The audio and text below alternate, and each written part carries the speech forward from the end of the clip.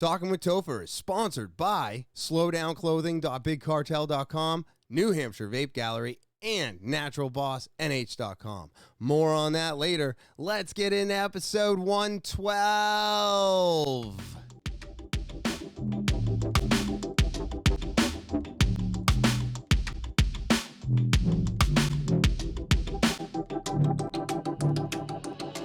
Talking with Topher. Talking with Topher. Talking with Topher. What is happening, TwT fans? It is so good to be back on this May 26, 2022. That's right, it's Thursday. How are all of you doing out there? Quick announcement. I just want to let everybody know, stay tuned to the podcast after the credits. That's right. Both of Tyler Crain, his GrydLynk singles, 30-second clip of each. So I'm going to give you all a small taste of what's to come July 1st. All right. So stay tuned to the end of the podcast, and you're going to get 30 seconds of each track that Tyler Crain is dropping everywhere July 1st. So let's get into the housekeeping first.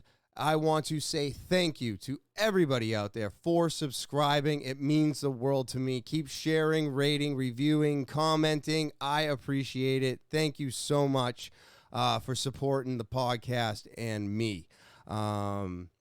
If you're new to the podcast, maybe you stopping by, checking it out, just listening, subscribe. All right, subscribe to the podcast. It's the one thing I'm asking everybody to do. It's free for you, and it means everything to me. Of course, you can also set the alarms if you want to know when all the new episodes upload, and feel free to share, rate, review the podcast, and comment. All that pushes it in the algorithm, and it gets it out to a bigger audience. So I just want to say thank you for doing that already, and if you're not, please be doing that, helping the podcast out and helping me out. All right. If you want to get more involved with the podcast, that's talkinwithtopher at gmail.com. That's talkinwithtopher at gmail.com. Put a 60-second video. I'm answering any type of questions on shorts every week. You can ask a question. You can send your story. Maybe you know somebody who has a story that needs to be heard. You can send that information over to talkinwithtopher at gmail.com. If you put slow down in the subject line, you get the opportunity to get some free merchandise. All right. Send those on over to the official email of the podcast and get an opportunity to get some free slowdown merch, get a question answered, or maybe tell a story. All right, let's share. talkinwithtopher at gmail.com. If you want to follow me, I'm on social media, right? Instagram, Twitter, Snapchat, TikTok, and Facebook. Again, that's Instagram, Twitter, Snapchat, TikTok, and Facebook. I'm on there every week, almost all week, trying to just give you some extra content. All right, so go there, give a follow. I appreciate it. And now with all the housekeeping out of the way, let's get into today's episode. Today's episode is a fun one for me. I actually just got done recording it, and I'm now doing the intro, and I'm just having a grand old, it was such a good podcast. I'm so excited. But I had my friend Tyler Crain on. So he's well, we've been friends for 8 years now. I helped get him into jiu-jitsu, and he has been making music ever since I've known him. And I am just so excited because now he's got 2 new singles coming out. They're going to be dropping July 1st. It's so exciting to see where he was to where he's come. And I'm excited to share this with all of you out there. So go and follow him on Instagram and Twitter, I believe. All links will be in the description below. His SoundCloud link will be in the description below. I think I'm repeating somewhat of what I said on the podcast, but I want everybody to go and follow him, check him out. And he's got 2 new singles dropping July 1st under the GrydLynk label name. So that's super exciting for me to see this happening. But before I get that started real quick, I wanted to just bring up the gratitude journal and let you all know that I have completely dropped the ball. I did it twice, and it was one day, then I forgot, then I did it again, and I haven't touched it since. I think I've got it in a bad spot. I don't think it's what I want right now, because I want an actual journal or that composition notebook. And so I figured I'd just be honest with everybody. I am grateful every morning I wake up. I have a hard time writing things down. I feel like I have a hard time reading books. So I don't know if anybody else is struggling with it as much as I am, but it's really hard for me to get into this habit of writing what I'm grateful for down every day. And I just wanted to be upfront and honest with everybody, because like my 5-day water fast, when I do it 100%. And if I'm not doing it, I'm being 100% honest about not doing it. That's part of my addiction, is that lying leads to drinking. So I don't want to lie to anybody or pretend like I'm doing something. If it's just not happening for me, it's just not happening for me right now. But I still think it's a great exercise if you are doing it. But with that being said, and I hope everybody out there is enjoying their Thursday. Stack those wins, get those. It's a beautiful day. Spring is almost behind us. Summer is coming up. And it's exciting. It's exciting to see the warm weather. And it's very exciting for me to share this with all of you out there. So enough of me rambling and going on and on. Let's get into today's episode, talking with Tyler Crain. So I think we'll just get into it. Cool. We're recording as of right now. And so my guest today is Tyler Crain. And before we get into anything, please promote anything you want. I got go by GrydLynk Music on Instagram. You can check that out. I'll be releasing some new music in about a month. So check that out. It'll be on all major streaming platforms, Spotify, Apple Music, Tidal. I'll have links at some point. Gotta wait. The first release, you gotta kind of be a little patient with it. So just follow me over there. I'll be posting all about it. Posting some stuff. Be out if you're in the Manchester area. I'll be hitting up some open mics in the next month or so. So check those out. Do you have any dates as of right now? No. Oh, July 1st for the songs. I have two singles. Individual tracks is going to be July 1st. I have 2 singles coming out July 1st. Not sure when I'm playing live yet, but follow me on Instagram and check it out, and I will keep everybody posted. And that's GrydLynk. GrydLynk, yes, spelled with Y's. Spelled with Y's? Yeah, I don't spell it with I's. Okay. And then as of right now, GrydLynk has tracks that people can listen to on SoundCloud. On SoundCloud, correct. You yes. have 3 or 4? I released an EP in 2020, peak lockdown season.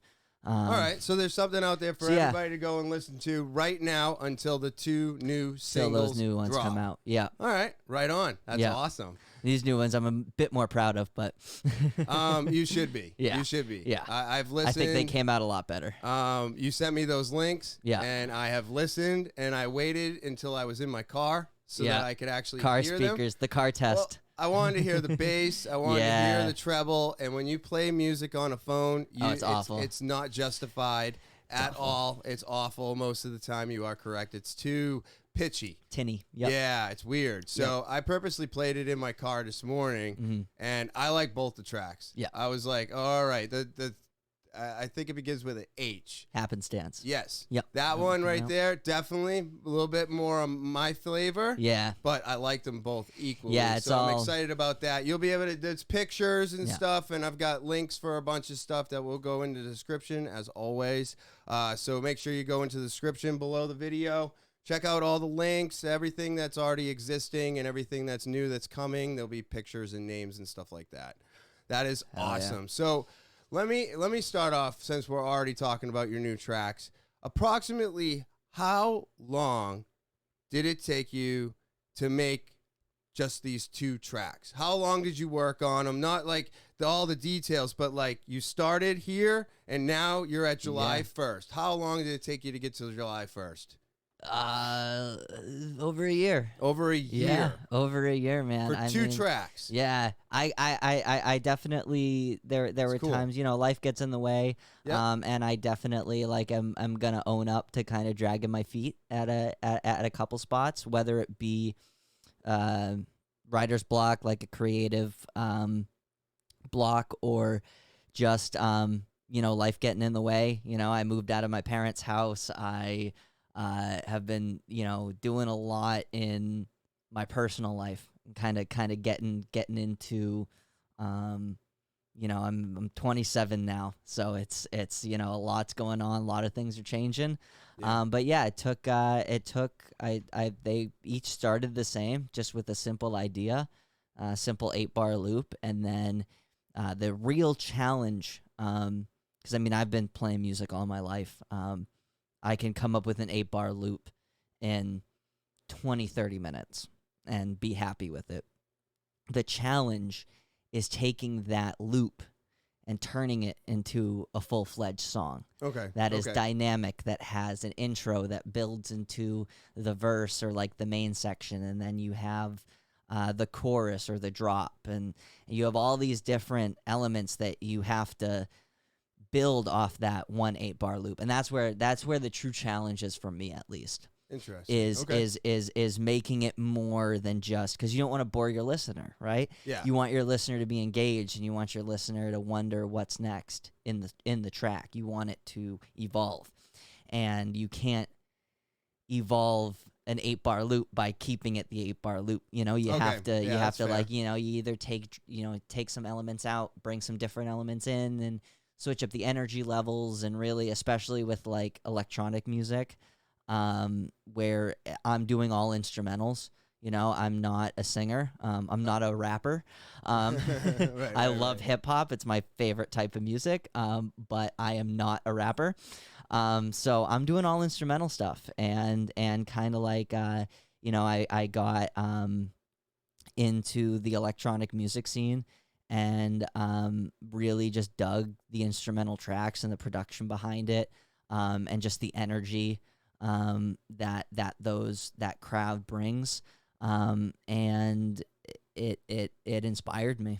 That's awesome. See, I've always been into music, dance music. I tried to be a DJ back in the day. I did attempt it, and I got my DJ name tattooed on my back, which today I'm not extremely happy about, but it did happen. It was a part of my life. I tried to do all the music stuff, but it wasn't something that I could get into. But it does amaze me that, and I just think that, you know, one song taking a year to make is incredible. Yeah. Because I just think that's so much patience and love and going into the art of making a track. Not everybody takes a year to make a track, but you're just getting your feet wet. I mean, it took you this long to get these 2 tracks established, get them mastered, get them mixed, get them all perfect. And then you had to go through the next step, which was actually getting it uploaded to a place where it will be distributed everywhere. And you were telling me a little bit about that, and without getting into the weeds and, you know, putting everybody to sleep, like, for people trying to make music, get music out there, just kind of go over what you used and who's distributing your music and how much of a hurdle that was to get over as well, in a sense. I'm curious. Yeah. So just from the distribution and not right. Like, it took you a year to make this track. Now you've got this track in your hands, and you need to get it out to the masses. And you chose, I believe, CD Baby, and that was somewhat of a process. Yeah. So for people trying to get into this industry, for people younger than you are, what should they be on the lookout for? What were some of the hiccups that you ran into that you feel that, like, wasn't as well explained to you? You kind of had to pick through it, but once you got through it, now you understand it. Can you simplify that for somebody else trying to get into it? Yeah. Yeah, Okay. I could try. You know what I'm saying? Because I'm still, learning through it myself. But and it's still all very new to me. But I believe I've done my due diligence in the research. So do I. Yeah. So I use CD Baby. There's a bunch of different ones. The three biggest ones are CD Baby, TuneCore, and DistroKid. You told me about TuneCore back in 2020, I think, when I was releasing my old stuff, and you were like, "You got to get your stuff on TuneCore." The reason I didn't go with TuneCore is they're annual priced. Depending on how much music you have out, you have to pay to have those tracks stay up, but you keep all your royalties. DistroKid, you only pay like $10 a month, and you can upload one track or 100 tracks a month. Okay. However much you want. That $10 a year. It's kind of like with jiu-jitsu. Like you pay that flat rate, and you can go to however many classes you want. Just like with DistroKid, you can upload as much music as you want. CD Baby, on the other hand, is pay per release.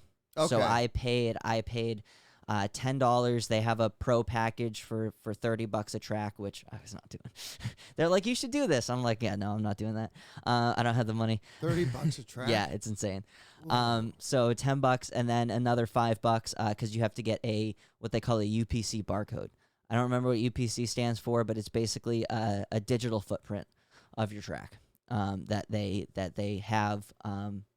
And you wouldn't that be upload. used if you wanted to turn it into a tangible single?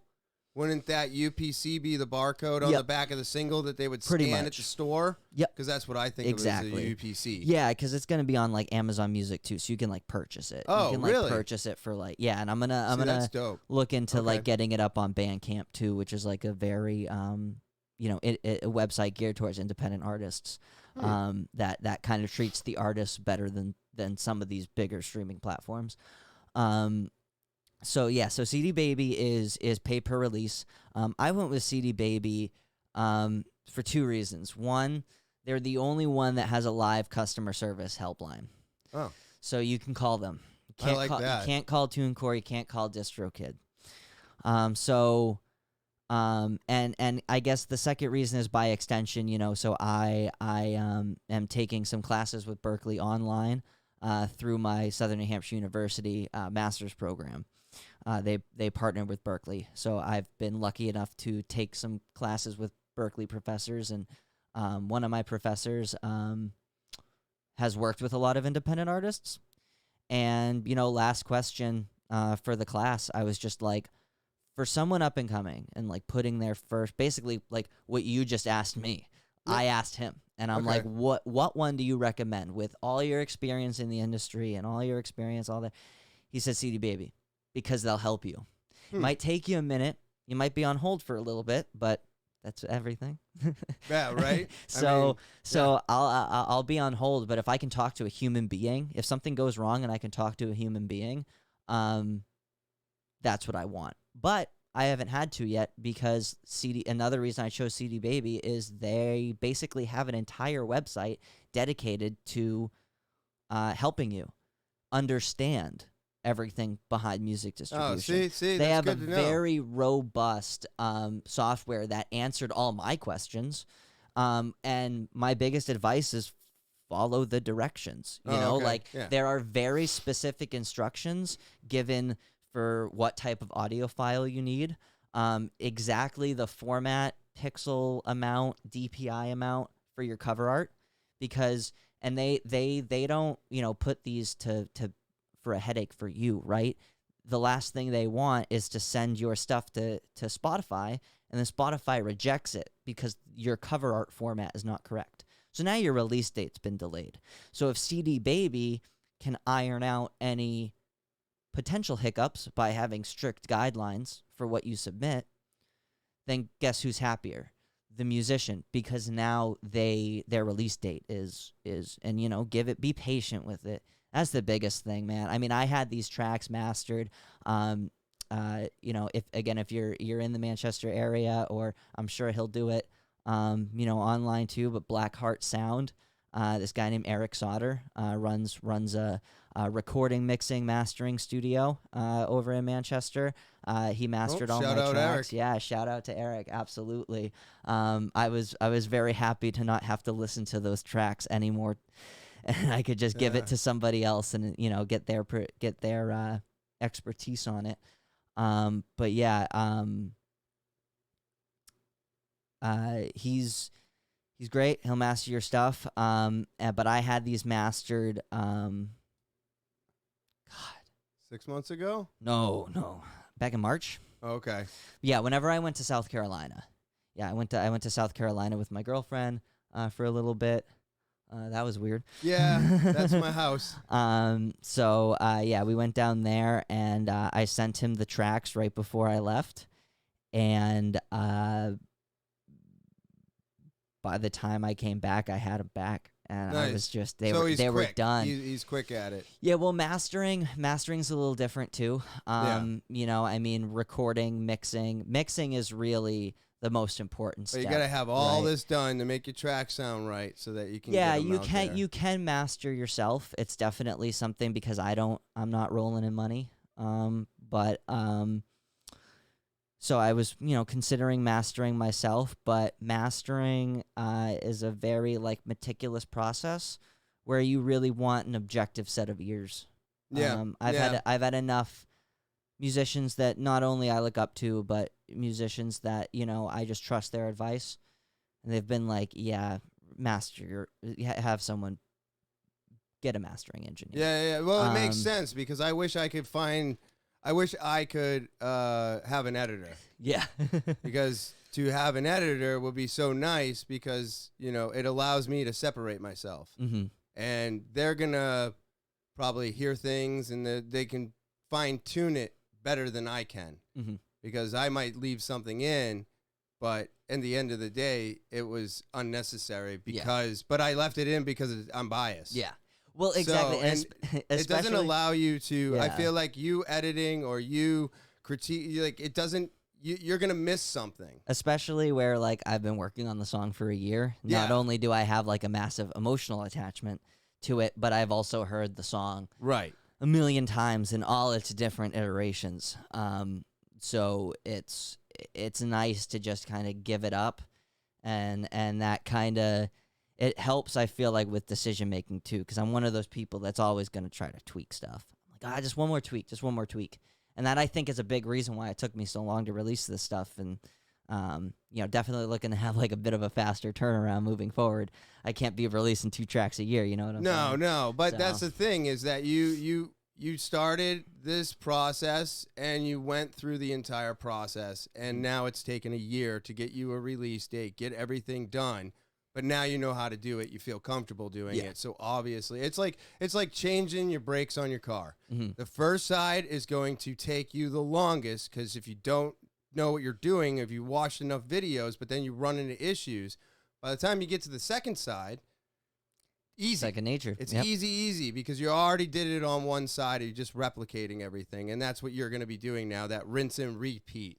Mm-hmm. I went through the same process with this podcast, putting it together, getting it tuned, getting the sound, doing it, and it's been 2 years, and it was a long process to get here. It's been awesome seeing it evolve, how much it has. I appreciate that because, I felt like it evolved kind of slow, and I don't know, what we always do is we nitpick. Yeah. And we keep nitpicking, and I know that if I keep tweaking something, I get to the point where I break it. Mm-hmm. So I'm at the point now in my life where I just try to get it to a good point, and then I just see what happens because I've learned to not tweak too much because I break things. Oh yeah. But that's me personally.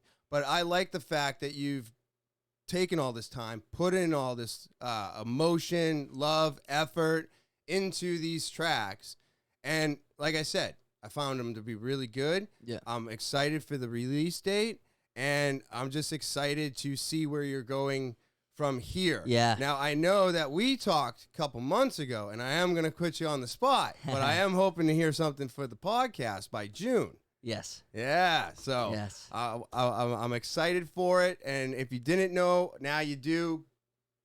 Tyler, GrydLynk, does all the intro and outro music for this podcast. Has been for the last year and a half. Yep. I believe I started using your music. So it has changed a couple of times, and I'm looking forward to the new one that I should be hearing hopefully by June. Yeah. Just to put you on the hot seat Oh, there yeah. a little bit. Yeah. But we got out of class 100%. today, and it was amazing. I had so much fun in class. So much fun. Yeah. We had some great technique, and it's being like, I don't know. We always do this in my kitchen after class, just shooting the shit. Of course, you know, I wanted to get your music out there and use this opportunity in my podcast to lift you up and have more exposure to some more people, because this is exciting. This is an exciting thing that you've done. Exciting. Yeah. And just like my podcast and trying to share everybody's experiences and stuff, but I just had it's so much fun being able to roll and that arm bar I caught you in today. That's that tricky one I've been working on. Yeah. Because a lot of people think that they got that I got the wrong arm. Yeah. And I don't know what you felt, but like I surprised a few people with that one. That was the one where I got my foot up under your chin. Oh, yeah, yep. And you were like trying to pull out, but the more you pull out and the harder I hip up, you sink yourself. Yeah. Which is really neat. Yeah. I don't get it all the time, but that one really that felt that felt real good today. I was like, "Oh, it's happening again." Because these things I've noticed where I'm at in my level, I just things just kind of fall into place. And it's like I'm not even looking for it half the time. Some of the time I'm just kind of feeling around, and then all of a sudden something feels right. Yeah. And I've noticed that that's where a lot of my shit has been coming from. And it was just, I don't know, working together on the mats is just an amazing experience in itself. Yeah. But I had so much fun with that. I got Shihan Laura in a bow and arrow. And I will tell you that like all the work was in getting that grip on that collar. Yeah. That's what, like, as soon as I went for that collar side, she was so tight on that block, but I just kept working it and working it and working it. And eventually I just didn't let her get down. You know what I mean? And I was working it, and it took almost the whole match for me to get my hand to where it needed to be. But then I tried to move too fast. Yeah. And all of a sudden when I moved too fast, my foot was still over her. And I was like, oh no. And then I pushed, and then I had to readjust the feet again. And then as I'm like pulling back, I realized, oh yeah, I have to put my knee over the shoulder. And as soon as I did that, it was just, but it was, they always tell you in class, like, this is going to be the battle. Like, you're going to get into side control. You got to beat this elbow. But like, you don't realize how much of a battle it is when you're just doing technique. And then you realize, no, like, this is going to be exhausting. It's just like when he was showing us, you know, you go from mount, and you go from the side control, you get the arm, you're trying to go for a back, and then and then you put them, you're like, oh, okay, you're not going to go this way, so you pull on their arm, and then you go back, and I'm back in mount. And you just keep resetting that. But the energy for you to get out of that mount, there's the battle. You know, and it was really eye-opening, because, like I said, everything seems to be, it's like, oh, how do you know how to do this? And it's like, I'll be honest with you, I don't. Yeah. I've worked these things so often that half of the time now I close my eyes. And I'm closing my eyes, and it's like I'm walking down a hallway, and I'm feeling it out. And then all of a sudden, oh, there's the door. There's the door. I'll do that in technique sometimes. In just technique? to kind of get, because I mean, it depends. Also depends on what position I'm in. Sometimes, like especially if I'm in mount, I feel like I get like kind of claustrophobic in mount sometimes, especially if they get like really high up on the chest. So sometimes I okay. feel If you're being mounted, yeah, that's what I meant. if you're yeah. in mount, you should be very comfortable. Yeah, okay. no. Okay. No, if I'm in mount, I'm pretty quickly flipped back over to guard because I'm a $130 soaking wet. So mount's not a very strong position for me. Yeah. But yeah, no. So I'm mounted, yeah, and so like I'll get claustrophobic sometimes. And so I feel like sometimes like that move, for example, like closing my eyes kind of helps me focus on my breathing a little bit. Because really the only thing I'm doing, the only thing I can do is hip escape and bridge. And hip escape. Like, and try to get some distance to reestablish my guard. There's not much else I can do except like try to flip you over. But I know it's a huge no-no, but I always go to turtle. Yeah. Always. Well, I think as long as you don't get comfortable in turtle. Well, the thing okay. is that turtle's not a position. Mm-hmm. But that's a transition. Yeah, but that's the problem. Yeah. I'm not transitioning. Yeah. I'm literally going to my knees and I'm getting in turtle. Yeah. Because it feels so much better than having you on my chest. So I'm like, all right, get me out of here. Yeah. And as soon as I get out of there, I'm like, all right, well, I gotta figure this out. Now I'm in a worse spot, but I can breathe. You're in a worse spot, but you feel better. Yeah, and that's been something I've done. I mean, since the beginning, I was literally told multiple times, probably still today, that is not a position. Yeah. You're transitioning, so keep moving. Yeah. But I'm just like, oh, get off my chest. So so many things going on today that we always touch on. What do you think about the GOP telling people that they have to keep... Yeah, this is good. I don't care. I want people to hear this because this is ridiculous to me. To me, I am like almost offended because he's asking people... well, he's not asking. He wants to make abortion illegal. He wants to tell people that were raped to keep the babies. Yeah. And we just got an emergency shipment of formula. Mm-hmm. So with all these things going on today, why would you ever tell anybody that they got to do something? Wouldn't we want to figure out the formula first? Yeah, that's a big issue. And I don't know about anybody else out there, but males in general, what are we doing? Why is it that this guy, and I know there's women there and they agree with it too, but I feel like there's more men in any system. Who was this? Was this the I don't know. GOP chair? Are they all GOPs? Are there multiple GOPs? No, I am an idiot. GOP is Grand Old Party. Grand Old Party? Yeah, that's what it stands for. That even sounds stupid. Yeah, and it's basically, I mean, it's the Republican like party. Okay. But the lead chairman something is Kevin McCarthy. So I don't know if that name might rings be him. a bell. I don't know. Yeah. All I read was GOP. His name was probably in the article I read. I was just like, what are we doing? They're kind of like I mean, like any extreme end of either political party. They're kind of like a cult. So you can, especially when it comes to like the issue of abortion, like their constituents is very, very pro-life.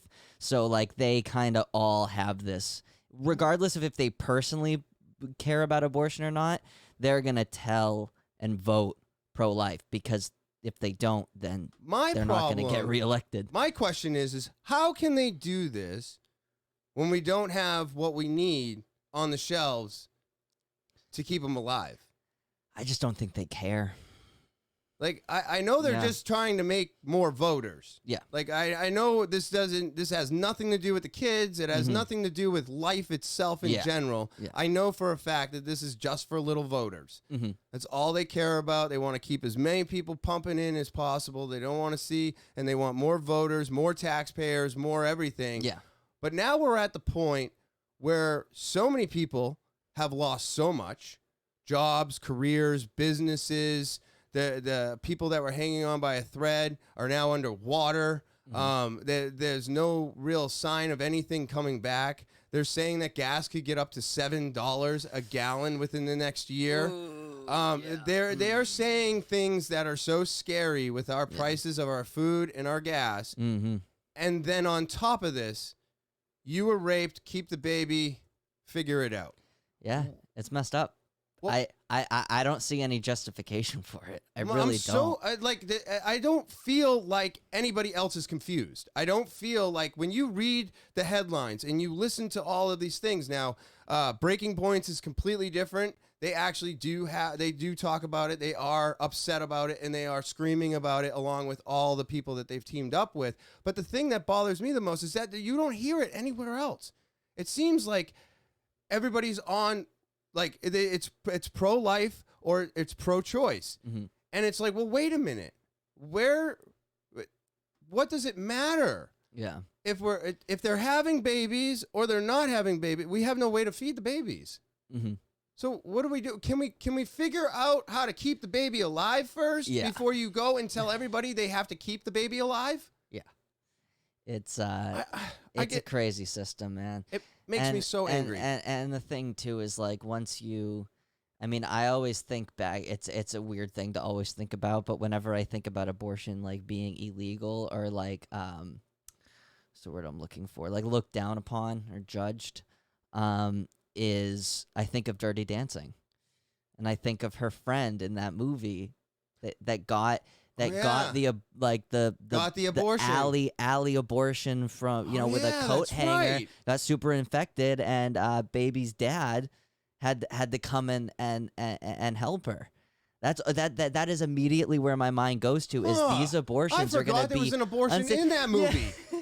Holy shit! Yeah, I know the ending is all everybody remembers, right? But that movie got pretty dark. That's right. They were in that little hut. In the hut. Yep. Holy shit! She had an illegal abortion. Yep.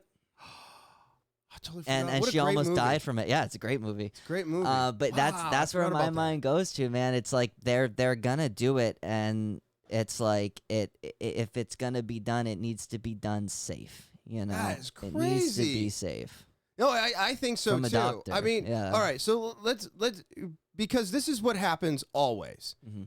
You make something illegal, and it goes to the black market. Oh yeah. Which is exactly what's going to happen to smoking.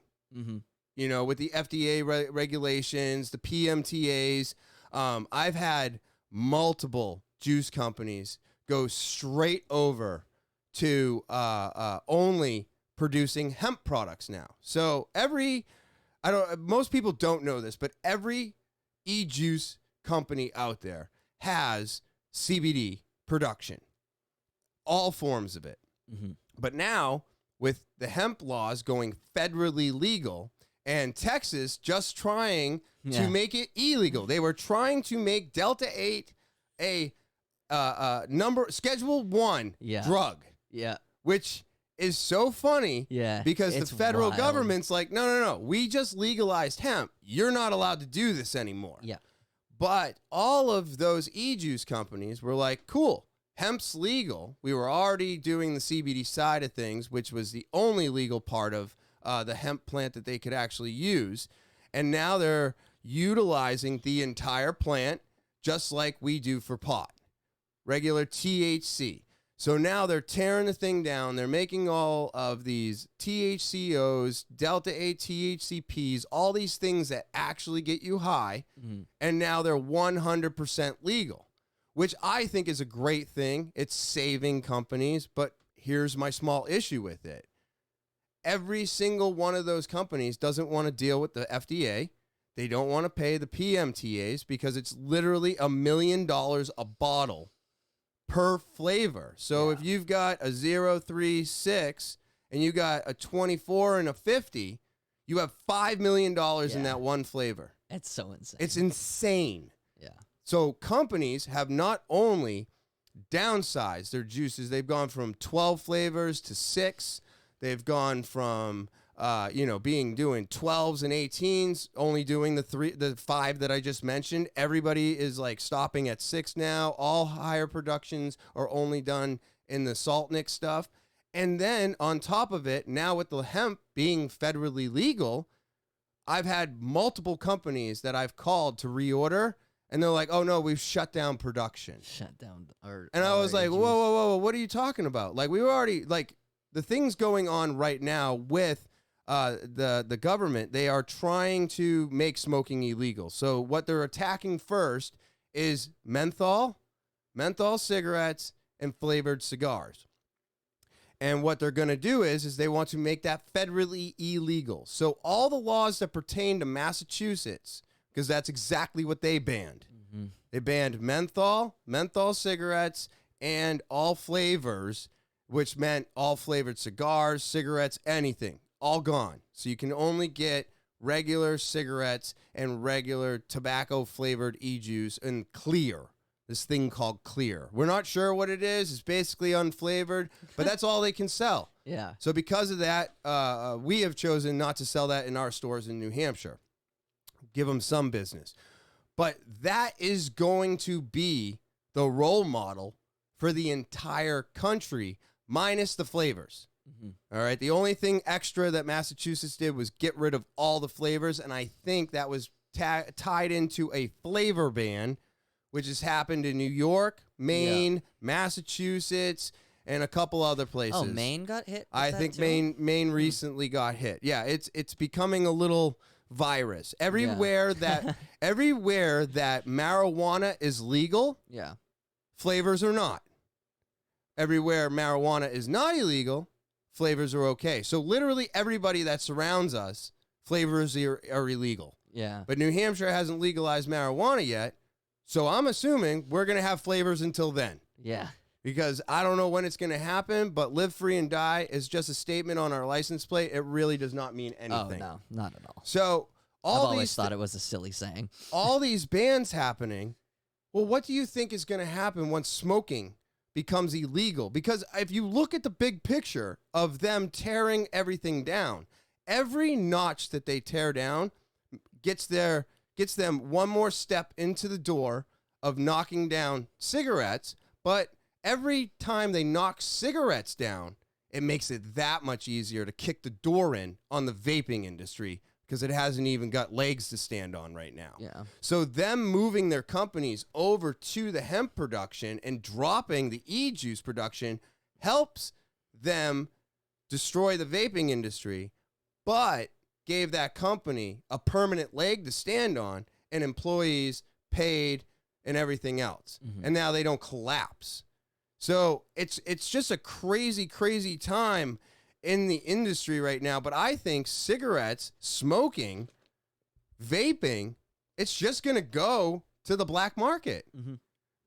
Because that's what making things illegal does. Yeah. And then where are we at? Yeah. Are people going to put fentanyl in e-juice? Oh, boy. Right? Well, think about it. They're putting fentanyl in whatever they can. Yeah. And now all of a sudden, the cartel's like, oh, they got no e-juice. Cool. Little dash of fentanyl and everything, send it out. I mean, I guess the bright side is, with the exception of the nicotine, all e-juice ingredients are, pretty easy to come by. Propylene glycol, vegetable glycerin. You can make it yourself. Nicotine. Yeah, but yeah. I'm just saying, there's production for a reason. Yeah, I don't have the time to mix e-juice and play with flavors. No. I don't have the time to do that. But they're not attacking the pouches. They're not attacking toothpicks. And I get it. It's not vaping. It's not the same. But what I'm looking at is I'm looking at this bigger picture. Mm-hmm. Of them trying to make smoking in America illegal. And I think it's going to eventually happen because we all know that cigarettes are bad. Yeah. And where we can all agree that vaping is not exactly healthy, it's definitely better than cigarettes. Yeah. It has helped me tremendously. 100%. I tell everybody this. I never ran. I could barely do jiu-jitsu. Mm-hmm. I couldn't breathe when I was smoking cigarettes.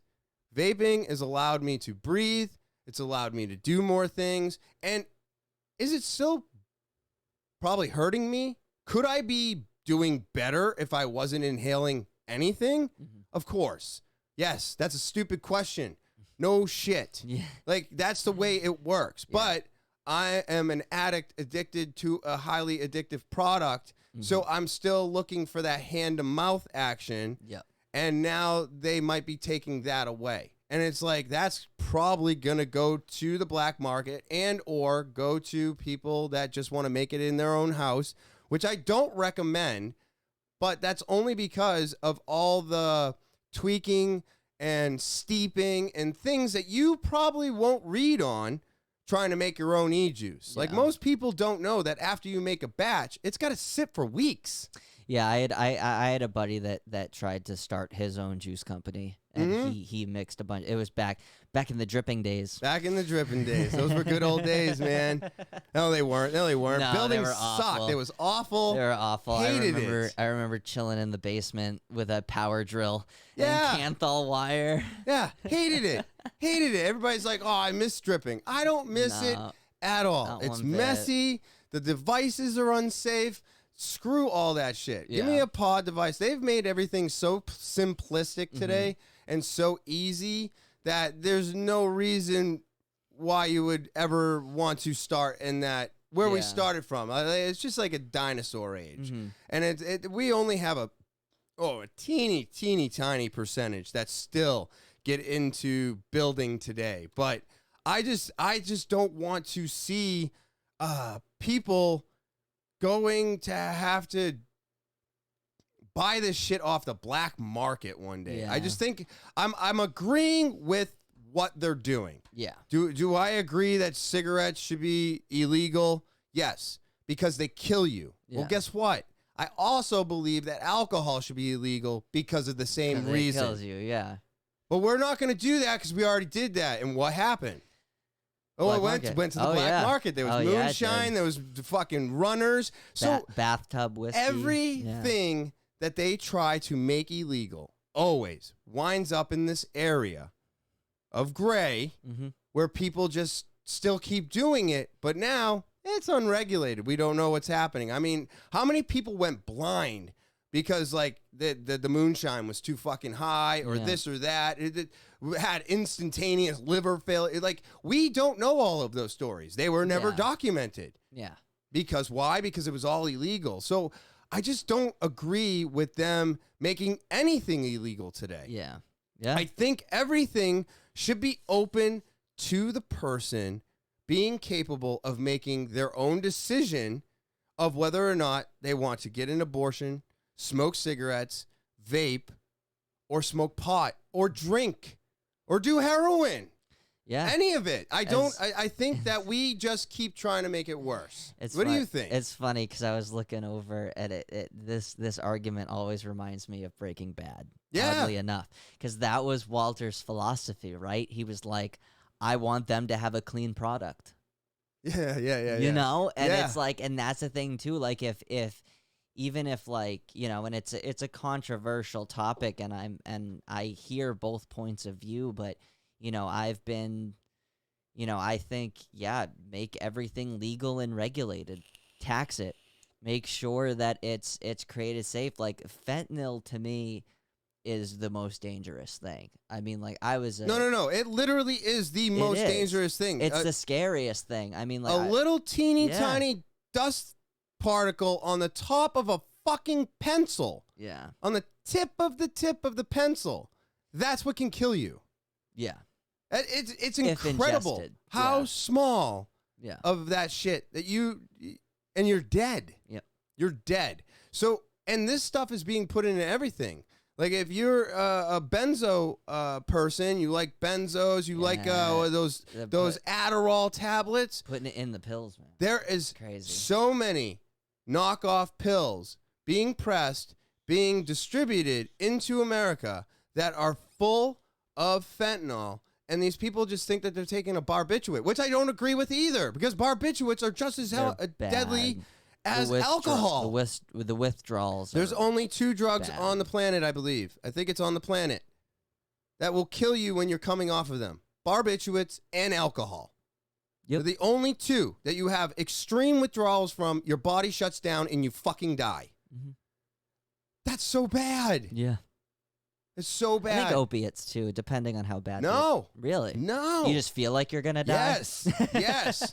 You feel like you're going to die, but you will not die. Your body will not shut down on you. Huh. It's crazy. So I don't know. This whole thing got me on this like path of like, why do we keep making things illegal? Why do we keep doing this? Because you know where it leads to. It just leads to this black market that you hate so much, but yet you keep feeding it. Mm-hmm. You feed the black market. If you want the black market to go away, don't make anything illegal. Yeah. But here's the other thing. If you're going to regulate it, stop charging so fucking much. Yeah. $5 million for one fucking flavor is insane. It sounds like, to me, That's like a money grab. Well, also, I mean, if you look at like big tobacco companies, they make vaping stuff too.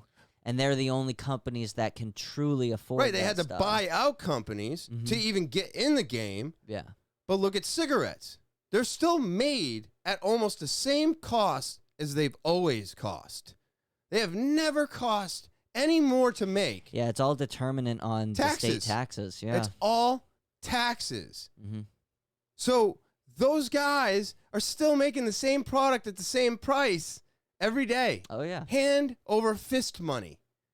So you don't need $5 million from a juice company for one flavor. Yeah. That's crazy. And it makes people not want to file. It makes people not want to do this. And it's like, if that's the point, well, you were never going to do anything anyways then.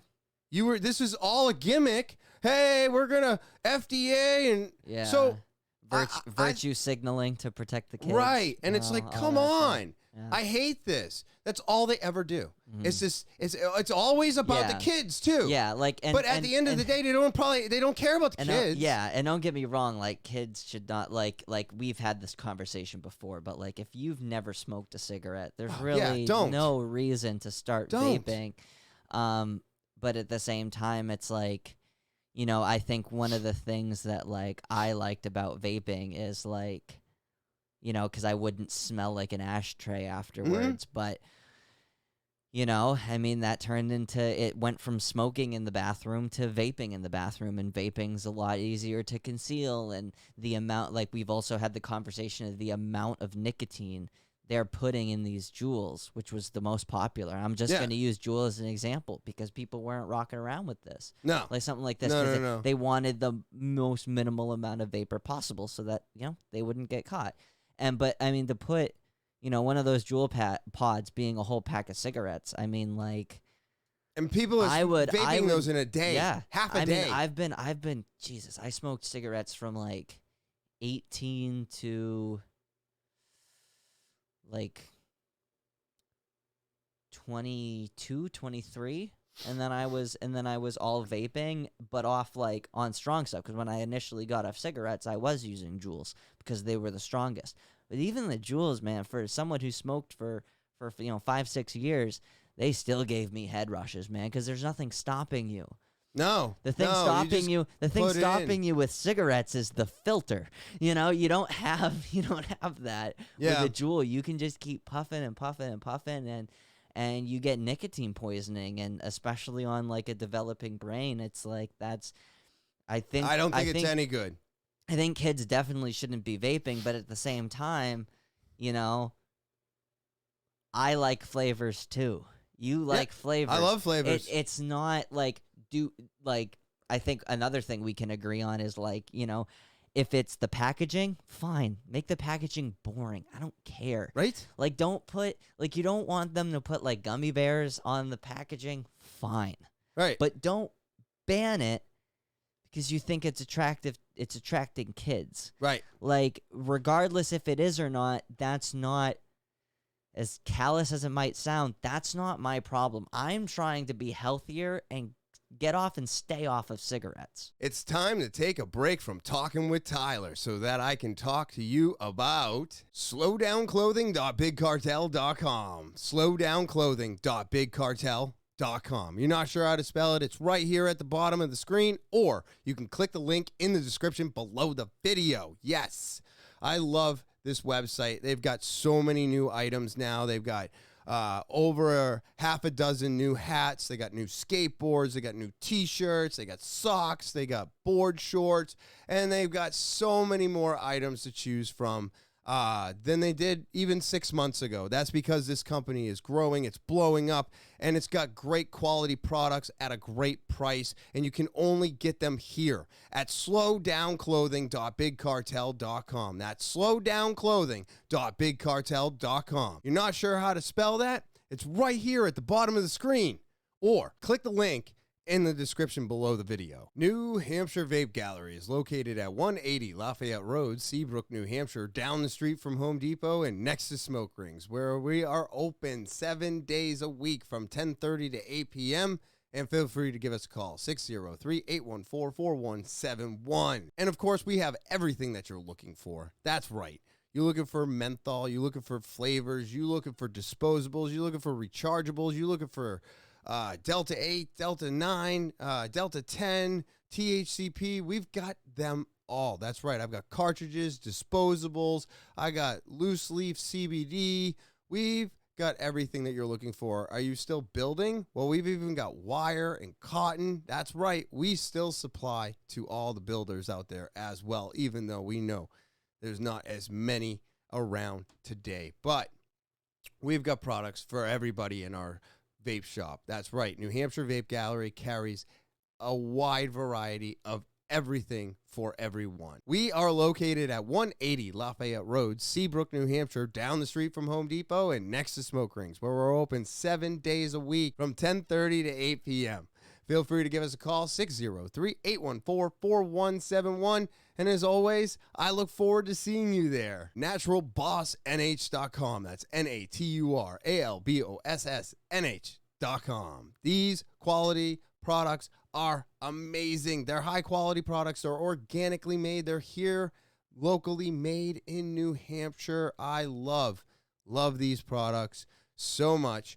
The salve for repairing skin, the balm for keeping it repaired, the foot and body soak is amazing. It helps melt away those stressful days. And then, of course, their beard oil is awesome. Smells great, works great. I love it. I love all of these products. And I've always said, or maybe I need to start saying it more, small businesses make a better product. So invest your money in a small business today. And why not start with naturalbossnh.com? That's right, naturalbossnh.com. And of course, the link is in the description below the video. Feel free to click it. It's super simple to do. And buy all 5 of these products. Try them out. All right? You're going to love them. Because I do. I know it. I know good products when I find them. So, naturalbossnh.com. That's naturalbossnh.com. Go there, click the link, and buy these amazing products today. And now, back to talking with Tyler Crain. But yeah, it's like that's what I'm trying to do. I'm focused on. To go off of that though, but I've asked my companies to do this. I've asked multiple manufacturers when I could talk to manufacturers, which I'm not allowed to do anymore. I have to go unless they've been capable of paying the individual state taxes. Now I have to go through distributors. But I would ask them, and I said, why are you doing that? Why are you feeding the government this argument? Because the more pretty your packages, the pictures, the names, and all this bullshit, if you just said it was pineapple, kiwi, passion fruit on a plain black box with white lettering, why can't you do that? And they were like, well, because of marketing. We need this. It needs to do this. We got to advertise. And it's like, well, you're not allowed to advertise cigarettes. So I'm always for doing the same. Right? You can't advertise cigarettes. They tried the Camel, dude. They tried the flavored cigarettes. That got shot down hard. That whole thing got shut down. It crushed those cigarettes. They went away just as fast as they came out. But guess what? It's still smoking. It's still smoking. I understand it's vaping. It's different. But here we go. It's the same. Yeah. You're still inhaling something. It's still for people of a certain age bracket. Yeah. So let's help. Why doesn't the vaping industry stop feeding the government a good argument. Yeah, well, and the funny thing too is, like, I definitely see their point about marketing. I don't agree with what they're doing, and because what they're doing is marketing at the cost of their company. Right, that's but what I think. But I think that they just have to look to the tobacco companies, because as evil as they are and as many people as they've killed, they figured out how to roll with that with marketing. Cigarette packages look awesome because they're simplistic. I love the look of every time I go to a gas station, man. The aesthetics on like a pack of Reds, or like the black and orange ones that Marlboro would do. Like the tobacco they got that companies, black and green when you crack the filter. The tobacco companies have figured out simplistic but marketing. there's no advertising. There is no advertising. So you can be simplistic, get your message out there, and not advertise. So why won't the vaping industry figure this out? See, I just figure it out. Yeah. Stop. Put the work in. You got to put the work in. I don't understand all of this. Like, they're like, oh, well, I got to send. And it's like the distributors are like, oh, look at all this news. And it's like nothing new is supposed to be coming out. And yet new shit's always coming out. I get so confused. So it's like, I don't know. You're like, can I carry this? Well, it's not even like if they're selling it to me and I'm paying taxes on it, then yes. But the weird thing is that like nothing new was supposed to come out after 2016. But every 6 months, there's new products. So I don't know who's not listening and who's not enforcing, because all of this seems to be so sloppy. They're like, oh no, we put this law into federal government. We put this law into effect, and nothing new will be coming out, but yet nothing old has been sticking around. And then they're like, oh well, they need this and this and this, and it's like, okay, well, how about this? You make it simplistic, you dumb it down, and then you put not for human consumption, and then you put it's just a supplement.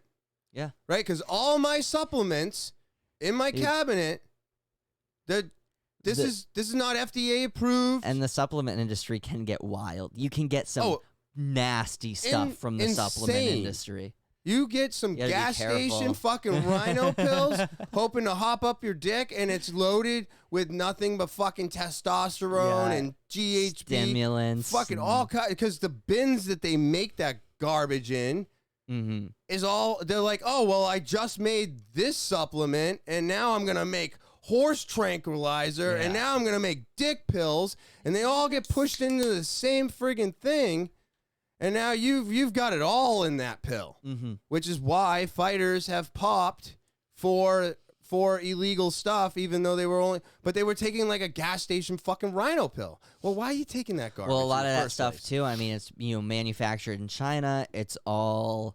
Well, it happened to Rogan. Yeah, it's all cut with the same stuff. Rogan had Alpha Brain about 4 or 5 years ago, maybe 6 now, and he had his supplement tested after it was made, and they found a couple ingredients that were never supposed to be in there. And then when they went to the facility, they were like, oh, you're mixing everything in the same vat? Well, I can't have my product made here anymore. 5-6 years ago. I wonder if I got any of that stuff. I don't know. I'm trying to remember when I started out. It could be longer. I might be speaking out of tune or whatever. I'm not trying to, but he fixed it. He had to. I mean, he talked about it multiple times. He had to take his company and he had to be like, no, you guys aren't doing this right. They had to go to another company that literally cleaned in between making the supplements, which is what that should be the standard. You shouldn't have to reach out for that. Are you sure? I feel like you ask too much. Like restaurant industry, I mean, you have to follow stringent rules, man. But like you just said, they're made in China. Yeah. How much shit? Everything in my shop, it comes from China. Oh yeah. Without China, there is no vape industry. Yeah. So it kind of started there. I think it was 2007 or 2008. The old school like tanks with all that stuff. Yeah, and they make knockoff. Like they're literally making smock shit and making smock knockoff shit next to it. It is. I have never seen a place that is so. I do not give a fuck about you. It's like they. I mean, there's just so many people, and they replicate everything, and they're really good at it. Yeah. Even though it's a complete, absolute shit product, Man, does it look great. They make those things look identical. You've heard about all the Apple stores, and they're not Apple stores? No. Yeah. In China, because there's no trademark, whatever, laws or whatever, there are legit Apple stores that are not Apple stores. But you walk in it, it's all Apple product. You buy the shit, and then you call Apple, and you're like, my fucking laptop. And they're like, I don't know what no. Where'd you buy? I'd be so pissed. They can't stop them. They can't stop. It's fucking crazy, dude. Because they're selling them for the same price, too. You know? If not a little bit cheaper, but I'll tell you another shady thing in the vape industry going on right now. There's been a lot, and I'm not going to point anywhere, names or anything, but I do want people to be aware of this today. There are a lot of new vape shops popping up here and there. And what they're doing is that these were vape shops that were in Massachusetts that got shut down because of all the regulations and everything that happened. So they put all their shit in storage. Now they're opening up shops in New Hampshire. Okay, it's been 2 years. It's like a second location? No. Oh. No. They're opening up a store in New Hampshire and bringing everything out of storage. So everything is 2 years old. Oh, boy. Disposables, juices, jewel pods, all kinds of shit are popping up. So they're filling their store. People are like, the juice is half off, first of all. Yeah. Name brand shit that I'm selling today for $20, they're selling for 10. Half off. Yeah. There's a reason for it. And there should be an expiration date on all your juice bottles. So if there's not an expiration date, you should probably put a question mark up. Yeah. So it would taste chalky, Yeah. or just kind of gross, or have no flavor at all, Yeah. or maybe it burns out your coil in like half a second, like because the nicotine's just so It's bad. Just steeped so Yeah, bad. It gets, so like, bad. so But you got to dark. remember, 2 years ago, they weren't using synthetic nicotine. So that's plant-derived nicotine. So all of it should have darkened. You know what I mean? Yeah. So those are, and the same with disposables. You buy a disposable, it's 2,500 puffs. It's 20, maybe they charge you $10, right? And you're like, oh, I got a great deal. And it's dead in less than 8 hours. Maybe it lasts you 2 days instead of a week. That's the reason why. There's also another reason, because people are actually driving around right now. And I've had a few come into our shop, and I've turned them away, you know, because that's weird. It's weird. But when somebody rolls up and they're like, hey, man, you carry Escobar? And I'm like, yeah. Oh, cool. I can give them to you for X amount of dollars. And I'm like, huh? Are you distributing? Well, yeah, I'm distributing. They're all in my car They're right on the now. trunk of my car. I'm like, It's 100 degrees out, and they're in the trunk of my car. what do you mean they're in your car? Like, are you giving me a card for your distro? No. They're in my car. You give me cash, all done. Well, first of all, no, because that's federally illegal. Yeah, dude, you're gonna get. That's federally Yeah. illegal, right? Because now I'm not paying taxes on it. And then, how are you selling me a product cheaper than my distro? Well, something tells me they're on their way out. So these guys are driving around to vape shops and doing this. Now, I'm only one shop. I don't know anybody else that said no. I don't talk to anybody else. But how many shops went, I can save X amount of dollars if I take this amount off of you right now, and I don't do it through the distro, and I could downcharge a little bit until they're gone, but now I've doubled my money, and I didn't pay taxes. Sounds like a good plan to me. Yeah. So they do it, and then the consumer buys it, and they're wondering why these things are dying, and then they're wondering why they come into our store, they're paying double the price. They're like, I don't understand It this. just ends up looking bad on you. But I'm like, so these things are happening today. Yeah. Crazy. Stores are popping up with old inventory because they've been locked up in storage, and you got people driving around with half expired bullshit, just hoping that somebody will take the lot off their hands. Yikes. And you got to remember, they're driving around with these in their car. So when the Yeah. temperature's changing, Oh yeah. they did not empty their car when they went to bed. Oh yeah. And boy, is the temperature changing. And it's recently. so bad for the devices. Yeah. You think That's awful. that kills batteries. Kills batteries. So I can't believe that there's so much shit going on because people are just trying to survive. Yeah. They're just trying to make it. Yeah. They're trying to make their money back. They're trying to get their investment. They're trying so hard. And the way that the vaping industry is going is causing all of this to happen. You are causing all of this shadiness by implementing everything that you are implementing. But it's just, the reason I brought up the abortion was to look at this whole picture of just making things illegal.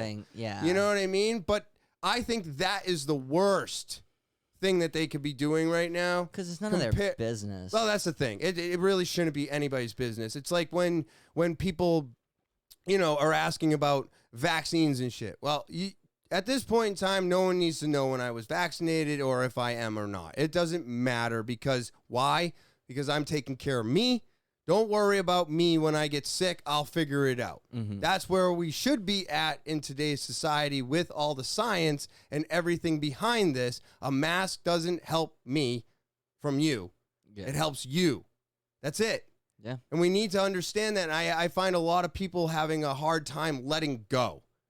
Yeah. And it's like, okay, so you can't let go. We're still stuck here. I'm just going to let you deal with it, but don't yell at me anymore. These messages that have been just implemented over the last 2 years has just been horrible for people's psyche and everything else. So many people are losing their shit today, and I blame most of it on that. But let's not get into that anymore. I want to look at something that's a little bit more enlightening, which is the fact that you've been off of alcohol for 3 years now. Yeah, 3 years. Yep. And I think that's amazing. Like 10 days. Because the reason I find it amazing and impressive is because it took one incident for you to just change everything. And it was something that took me, years. Decades to figure out. And how is that going for you like today? How like you're going to be playing, right? You go and you play music and you play live and you go to bars and you go. So, and being 3 years separated is still pretty young considering, but with the proper mental strength and everything else that you've been implementing into your life today, what message would you have for somebody who's kind of on the same path, doing the same thing, still trying to be in that music industry, but also trying to keep a sobriety at hand? Yeah, I mean, a lot of it, at this point, I just don't have a desire to drink anymore. See, like nice. the desire's gone. But like in the beginning, I mean, like right after I decided I was done, I mean, I was a groomsman. One of my best friends from high school, he was getting married. And I was a groomsman, and it was an open bar wedding. And then, like 2 or 3 weeks later, I was at a music festival, playing a music festival up in Maine. And then shortly after that, I was playing in bars again. And so it's like I think what helped me, and it was something. It wasn't until I got off of alcohol that I noticed how negatively it was affecting all these different areas of my life. And once I realized that I played better, I felt better about my playing. I was more conscious about my playing. My timing was better. My overall just, kind of making sure that, because I was looping, and I had like 3 different instruments all going in, and I was looping drum lines and bass, and bass, you have to have good timing and all that stuff. And I just, after a show, I would feel better. Yeah. About how I played versus like the amount of times where, because we were playing like 3-hour gigs, right? And so we'd get there, and I had a bunch of stuff to set up. So I would get there, typically like an hour beforehand, and have. And This was back when I was drinking. Oh, this is back. Okay, but what I'm getting at is like a person who has just given up alcohol and is like, hey, I still got to go gig. I still got to go play. Like, how quickly were you just so determined not to drink that as soon as you stepped back into the bar area and was playing music, you were like, I'm here to play music, and that's it? Like, what was the control of being in the environment and then still having that switch shut off? It never turned back on to you. You never...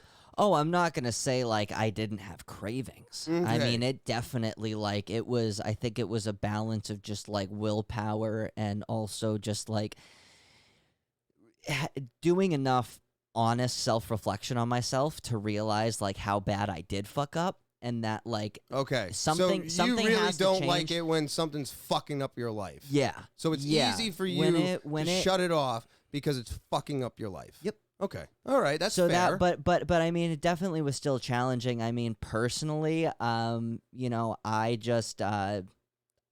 like seltzer water.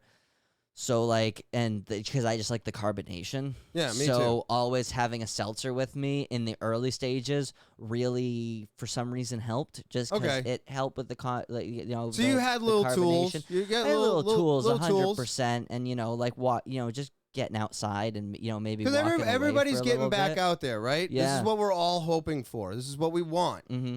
But there's a lot of people that changed their lives, maybe made these same decisions, but now they're getting back out there. Yeah, they're on the path. And for me, personally, I couldn't go anywhere near it. Mm-hmm. I couldn't go to a bar. I couldn't go out. I could not put myself in those environments. Mm-hmm. And that's where I was. But I'm on a different playing field. Yeah. So but we're also two different people. Mm-hmm.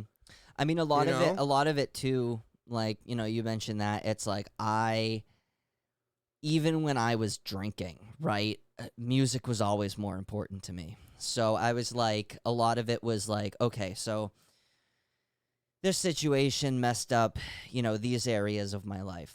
I don't want it to affect my music. I don't want to stop playing music and stop doing what I love because of a damn fermented beverage. I don't want to have to, tell my buddy Greg, who I've been playing with for 5-6 years.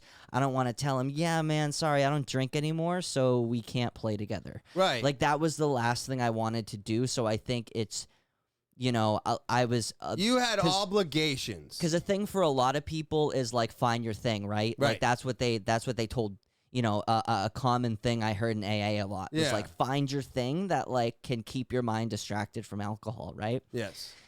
I was lucky enough to already have that thing going into it. That's good. Yeah, that's so fair. it kind of, like, once I realized that, like, oh, if I'm not drunk while playing, I play better.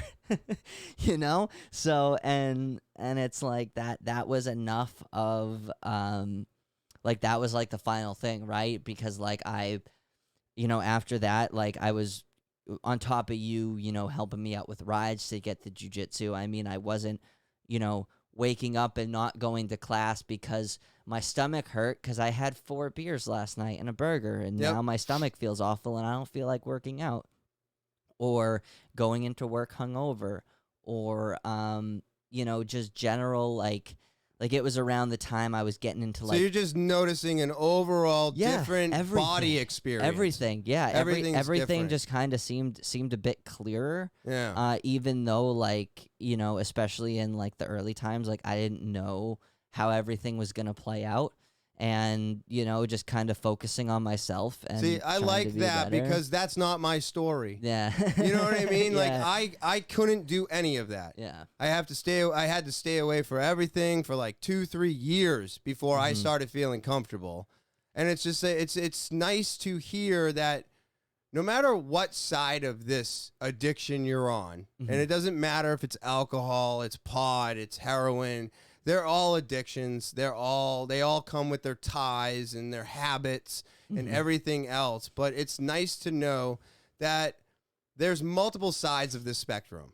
there's the people like me who have to isolate and stay the fuck away from everything until we get our life in our own hands, I like to say, because now I finally understand myself and I get things, and I finally have things that distract me from all of that. But it took a long time to get to where I am.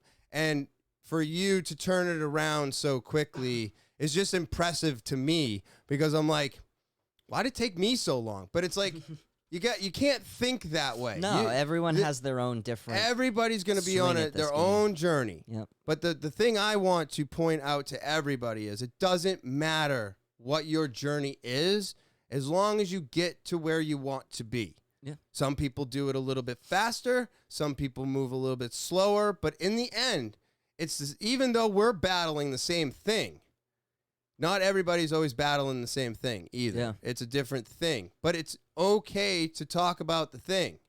Doesn't matter what it is. Like, I was always like, back in my day, an AA meeting was only alcoholics. Today, that's not the same.